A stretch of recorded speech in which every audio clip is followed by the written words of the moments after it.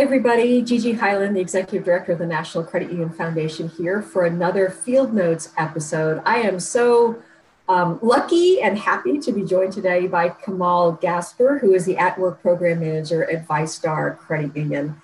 Kemal, welcome. It's so great to have you. Thank you, Gigi. This is an honor. Thank you so much. You're so welcome. You're so welcome. So we're going to have a conversation, Kemal, about financial well-being and how we think about that with employers, because we know that it's really important not only for credit unions, but also for their SEG groups to start at home and literally to start at home with financial well-being. That you really need to focus on where are your employees in their financial lives, how can you meet them where they are, and how can you help them advance their financial well-being and help them achieve their goals. And you're the At-Work Program Manager, obviously, for VyStar Credit Union. So talk to me about what that is. What is the At-Work Program? How did it get started? So please, take it away. Let us know more. Absolutely, Gigi. Thank you. So, VyStar has always had financial well-being embedded in the organization. We have 17 high school branches throughout the footprint. We have an award-winning program called the My Money Makeover Program. And so VyStar at Work has always been embedded in what we do here at VyStar. But 2 years ago, we really rebranded VyStar at Work to help further the credit union movement, meet people where they are, and not just focus on employers, but also focus on nonprofits, on universities, on colleges, and underserved and underrepresented communities. And there is a study, I don't know, Gigi, if you've heard this study, it's called the isALICE study. Yeah, and absolutely. In Duval County, it's a great study United Way does on the national level. And we're so grateful and blessed to have a great United Way of Northeast Florida that does one for the region. And in Duval County, 40% of the individuals are either one paycheck away from homelessness or living at or below the poverty line. And it doesn't get better as you go out into the outlying counties further west and further south. And so we really committed to ramping up our VyStar at Work program and not just focusing on employers, but also nonprofits and schools and universities to really meet people where they are. And that's meeting everyone where they are. So not just employees, but everyone in the community that we can meet to let them know what credit unions are doing and how we can help them reach their financial dreams. That's awesome. Yeah, and for those of you that are listening to this and watching it, for those of you not familiar with ALICE, it's an acronym that's fostered by the United Way across the country, and it's essentially the working poor. So Kemal, remind me, it's asset limited, income constrained. Thank you, and employed. But employed, so, But employed, right? Exactly. So it's, again, if you want to think about it, of folks essentially that are working but are having a lot of trouble making ends meet. So that's really helpful to clarify really the breadth of what you're doing. So that's helpful. As you said, the program is really designed to meet people where they are in life. And what does that look like? I mean, how do you work to do that? Because we're talking about money, and it's incredibly difficult to talk about money for anybody. So how do you do that through this program? Walk us through that, please. So I have a perfect example. And so for the sake of the client, we won't say the name, but there's a company that brings us in on a weekly basis to their new hire orientation process. And the reason why they bring us in is because they employ underserved, underrepresented individuals. And when they hire someone, they actually have to do a full wraparound service. So they're 100% direct deposit. So they have to ensure that their employees have bank accounts. And a lot of the times their employees do not have bank accounts. They're living paycheck to paycheck. They're not part of the banking system. So we actually have a set time that we go out to the orientations. Employer encourages the employees to enroll with VyStar just because we're a credit union. We're trying to help people reach their financial dreams. And so we help them enroll on site. We waive the opening deposit. So we take barriers down. So if they don't have the money that day, they can fund it with direct deposit. We get their application. We take the application back to the branch. We process everything, and we take it a step further. And one of the HR managers asked, why do you do this? Why do you drive 35 miles? Because their facility is 35 miles away from the nearest VyStar branch. And in fact, they're in a bank desert. And so we take the applications, process them, and bring back their account package, their routing number, their account number. We even bring back their debit card that has their name already on it. And so the HR manager said, why do you do this? And we said we want to remove all obstacles for those employees that want to bank with us. And so we do that to take care of them. We're helping them reach their financial dreams. And it's just amazing to see those employees when we come back. A lot of them have Chime. Nothing wrong with Chime. It fulfills a need that some of these employees need, but they've never had a bank account. So to see them as we pass out their package and they're like, I have a credit union, I have a financial partner, someone that I can call, that I can reach out to. And that's what meeting people where they are means. It's removing those obstacles, removing those barriers so we can help anyone that we can reach their financial dreams. Great. Help people understand what Chime is, because some people listening might not realize what people are relying on in terms of chimes. Yeah, please. Absolutely. So Chime, net spend, prepaid cards that pretty much anyone can receive as long as you have a name and an address and a date of birth and social that is verifiable. And it's a prepaid card. And so there's not many restrictions as far as being declined for that membership, but you don't have that relationship with an actual financial institution. If you lose that debit card, you have to wait 7 to 10 days to get it in the mail.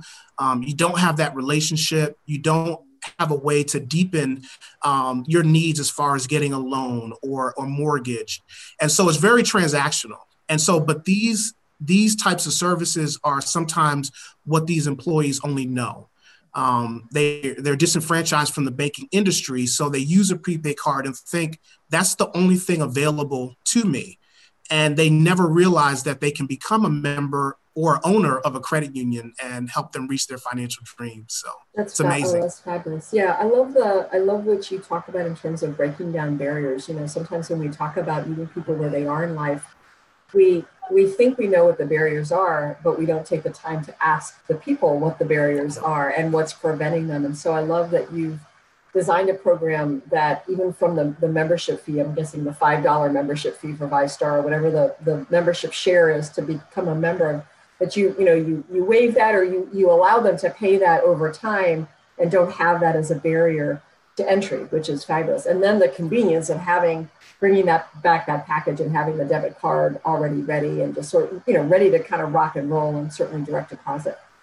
How have you seen positive results from this program? What are the success stories that you would share? You just shared a great one. Do you have another one or two that you would share in terms of how you're measuring the impact? Because I know VyStar is, VyStar is very much a believer in what you need to measure things to make sure that they're getting done and that you're having impact. So talk to me a little bit about the results and the impact. Absolutely. So I have a couple. So I have one that just happened yesterday. And so we go out to a nonprofit, and it's a nonprofit that helps individuals that have been rifted or have been part of a rift or a downsize with their company, and they've fallen out of the employment cycle.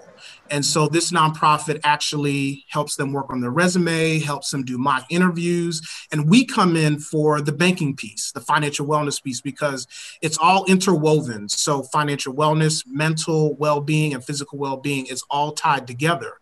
And so the client, the manager of the clients, pulled me aside and said, you changed someone's life. And so I said, tell me more. I need to, find out what you're talking about. And so we stepped outside of the room, and she said, it wasn't you that actually came by this month. It was actually Fedor. Fedor is one of our representatives of our downtown branch in downtown Jacksonville. And she said, you guys sat down with this individual, created a plan, and helped her with a consolidation loan. And that one consolidation loan helped her tremendously on the path for financial well-being. And she said that this client or our member was telling the other clients, VyStar is amazing. They sat down with me. I wasn't a member. They helped me with a consolidation loan. And now this has truly impacted my life. And that's when you kind of measure success, You can look at the numbers and the P&L and dashboards, but that client testimonial, when someone says that you changed my life, that's what it's about. And that's why I come to work every day. And that's what this program is about. That's awesome. No, that's a great story. And then I'm going to play devil's advocate just a little bit, because we know that that folks also do look at the numbers. So how do you, as you, I'm going to say fight, that feels like a very strong word, but as you fight for the at-work program at VyStar to keep this a viable program, to keep this something that's really integral to what VyStar does, what are you asked about from the C-suite or from senior leadership or even your board? What are they looking for to quantify the value of the at-work program? What does that conversation look like? And I'm asking that, Kemal, because you and I have talked offline that making the business case for financial well-being is really important. Different people in the credit union look at financial well-being from different lenses. And certainly, folks who are responsible for the financials, so your financial folks, your CFO office, they're going to look at it from a lens of, is this making good business sense for us to do? So how do you make that case when you had this great human story, when you really made an impact in somebody's life? How do you kind of roll that up and talk about it to the C-suite of VyStar? Yep. Can you help us understand that? That would be great information. Absolutely. So, and we've had to do it this year. It's been pivoting. Yeah. So it's been as far as, how does financial well-being stretch across different lines of businesses? So I think before we had it in a box and we said, VyStar at Work is a part of a specific department and this is where it needs to be. But we started to think about, okay, we have business banking members that need financial wellness. We have our marketing department that does a great job talking about VyStar, sponsorships, supporting nonprofits, arts and culture organizations. But how can we give money and then also give financial wellness as a part of that package if we're sponsoring something or partnering with the organization? So we really looked at, how can we spread financial wellness, VyStar at Work, across the different lines of businesses at VyStar to show an impact. And we've been asked that question, and we've been able to show we're partnering with marketing. We did a sponsorship. And in addition to that, we also provided financial wellness to their clients and their families. Or we have members of our C team that serve on boards, and they connect with VyStar at Work to figure out, I serve on the board, they're looking for a financial wellness partner. How can we make sure that we're a part of that conversation? So that's really how we looked at it, not a silo, but spreading across all the lines of businesses at VyStar to deliver financial well-being. That's awesome, this idea. And I use, you can see me stand up straighter when I say this. I always use the analogy of, the spine of the credit union, that if the spine of the credit union or the strategy of the credit union is focused on, or at least part of the focus is on financial well-being, then you have that diffusion across every single department, like you just talked about, that everyone has a connection to the at-work program, to financial well-being. And that's how change gets made. So I love that model. Thank you for sharing. The impact question, because I think a lot of people ask, I'm just a community engagement person, or I'm just the VP of lending, and I don't know how to kind of, put it in the spine of the credit union to really spread it. So it's really great to hear your story. So that's a good segue, I think. What would you share with other credit unions? Credit unions nationally really understand financial well-being. They get it. This is part of our DNA as credit unions. But I think what credit unions wrestle is with the how. How do I sell my CFO on it? How do I get the program infused across the organization? So it's really part of what we do, of every interaction that we have with a member or with a seg group or with a nonprofit. What does that look like? What would you share with credit unions in how you've implemented the program at VyStar, and maybe some lessons learned that would be some great takeaways from credit unions listening? Absolutely. So I thoroughly believe in a strong at-work program, whether you're a small, medium, or large credit union. I would say you have to do it. And that's a great question, because sometimes we worry about how we're going to track it, how we're going to make sure that it's profitable. We just have to do it. You have to tell the story. And I tell people all the time, we don't know the impact that this program is going to bring someone that may be disenfranchised from the banking system.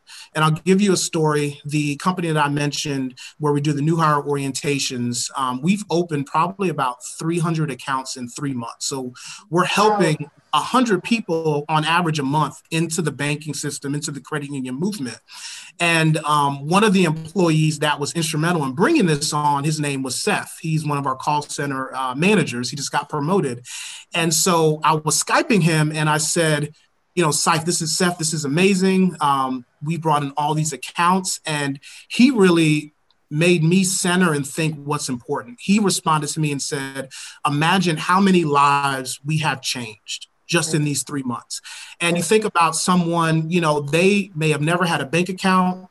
We get them in the credit union system. Now they have a free checking account. They have a partner. Maybe they've never had a vehicle. We're getting them an auto loan that they can afford. Maybe it's a mortgage 5 years down the line. And now generationally, we are changing someone's family. And they're going to tell the story about how I became a homeowner, how I built equity. So a lot of times we get stuck on, we have to see the profitability and we have to make sure that we're making money off of this. And don't worry about how you're going to track it. And my C team says this all the time, there's so much that we're not tracking that we know that this program is doing well. And we base it on the performance of the credit union. Credit union is doing well. This is an instrumental part of the credit union. We'll figure out how to track it, but this is one of the core values and one of the pillars of why credit unions exist and why we go out in the community and meet people where they are. That's great. And Kemal, how long has this program been in place? It's a fairly new program. And as we talk about tracking, it's also a fairly new program. Do I remember that correctly? About 2 years. We've always had VyStar at work. In the past, it's just been a landing page on the website. So we've now been intentional about integrating this program into the community. Right. So it's so interesting. It's going to be really interesting to see as you go through this journey and you continue to evolve it and grow it, not only in a worldwide pandemic, but also, whenever we return to whatever that next state of being is, what that looks like and what that looks like from an impact perspective, what that looks like in terms of how it's incorporated into VyStar's work. So just a great example of what you're doing. What other takeaways would you give to credit unions? Basically you're saying you got to do it because it gets people, what I'm hearing you say, and I'm using my words now, it gets people access to a credit union where before they never would have thought that maybe they had access to a credit union. Which then, number two, opens up lots of doors in terms of financial well-being, because all of a sudden, rather than doing transactions on a chime card, I can now have the possibility of saving, of getting a car loan, of getting a mortgage, of maybe consolidating debt, maybe improving a credit score, all very financial well-being kind of things. So those are the two big things. Is there anything else that you would offer to credit unions as kind of like a key takeaway in what you've been working on that you would offer as advice? Yeah. So, and I've learned this working with the client that I mentioned, because a lot of the employees are Gen Z population. And so I've been in banking for about 10 years and, we've always been trained on, how to connect with your audience. And I realized that I need to look at my presentation skills based on Gen Z. This is an emerging population. They are totally different from millennials. And so I've had to change my presentation style really to talk to Gen Z, because again, Gen Z, they know prepaid cards. They want it now. They want it fast. They want it on their phone. You have to make it easy. You have to make it convenient. So I've really tailored my presentation skills when we're speaking to Gen Z to explain the benefits of a credit union and a bank. And they talk totally different. I remember when I was doing a presentation and I was saying, we'll direct deposit your funds onto your account. And the young lady in the class said, no, you mean my card. And I said, no, it's going to be direct deposited, to your routing number, account number, to the actual bank account. And all she knew was that my money goes on my card. That's their lingo. That's how they talk. And so we've really had to change our presentation skills when we connect with the Gen Z audience, because we want them to bank with us. We want them to be a member and an owner. And we've had to educate them on credit unions, but also they've helped educate us on how they would like to connect with their financial institution. That's awesome. Yeah. And also we know that financial education has to be interwoven into any conversation around financial well-being, but this idea of helping people understand how the credit union system and the banking system works, and sort of the value of a direct deposit versus just having it on a card, what that gives you and what it doesn't, or what, that really what it does give you versus what a card can give you. So helping people make that decision. And, what I love about this conversation around financial being, credit unions are really positioned to be trusted financial partners that help all of us kind of keep our hands on the steering wheel of our own financial lives.